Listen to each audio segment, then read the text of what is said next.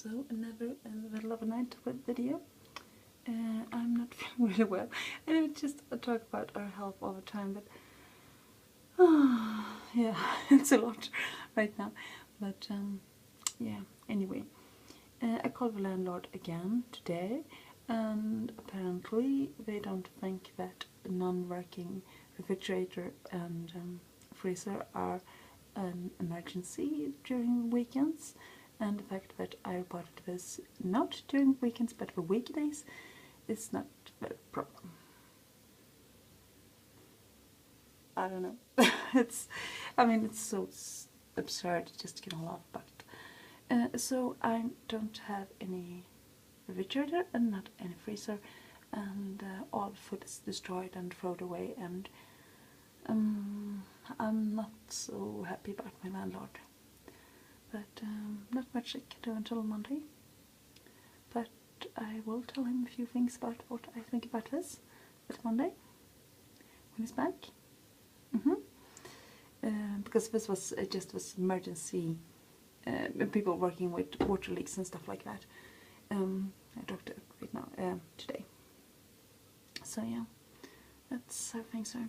And naturally, when I don't have any freezer, I get this urgent craving for ice.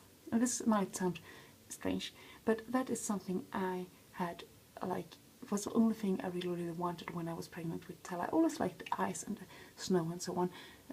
Fresh snow, not yellow one. But it's something special with the smell and the taste of snow and natural ice. But anyway, I always loved this. And maybe because I'm from Sweden, there's a lot of it in the winter. Well, not snow here down here, but a lot of ice at least. But anyway, it's something I always liked.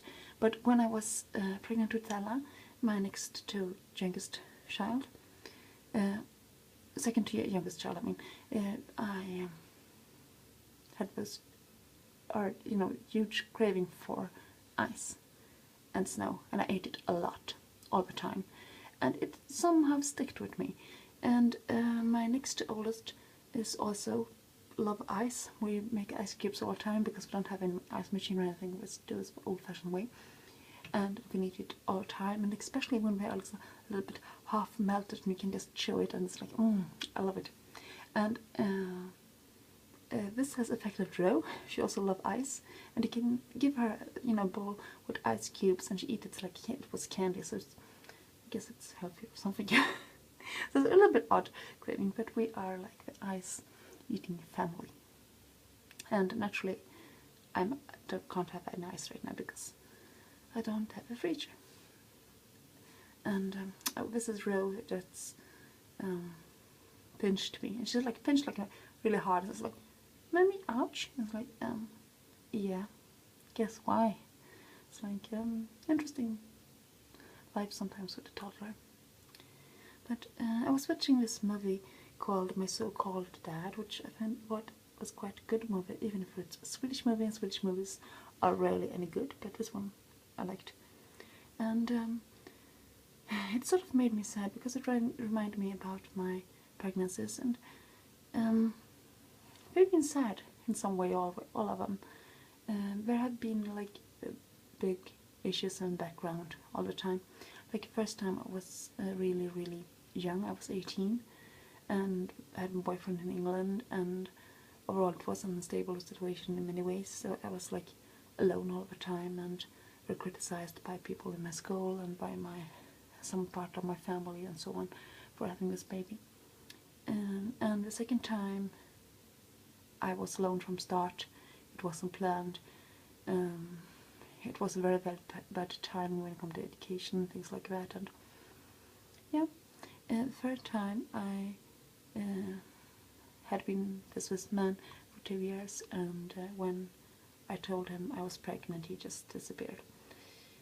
Yeah, fun. So naturally it was affected by that, my pregnancy, of course it was. So when I got pregnant with Ro, I was alone. I got her on my own. I thought it was going to be a pregnancy where I can really enjoy being pregnant and just do things the way I want and be affected by all this negativity and so on.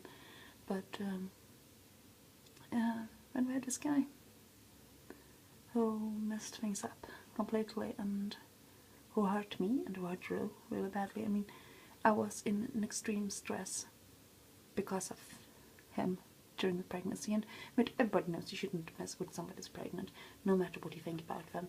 I mean, it does have consequences. It's not good for a pregnant woman to get really stressed emotionally or physically.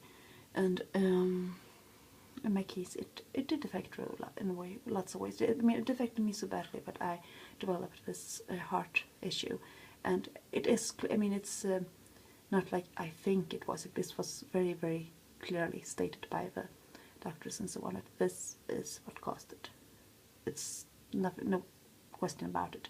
I hadn't developed this kind of issue. It wasn't if it wasn't for this extreme stress, and also extreme stress during the short time in that way.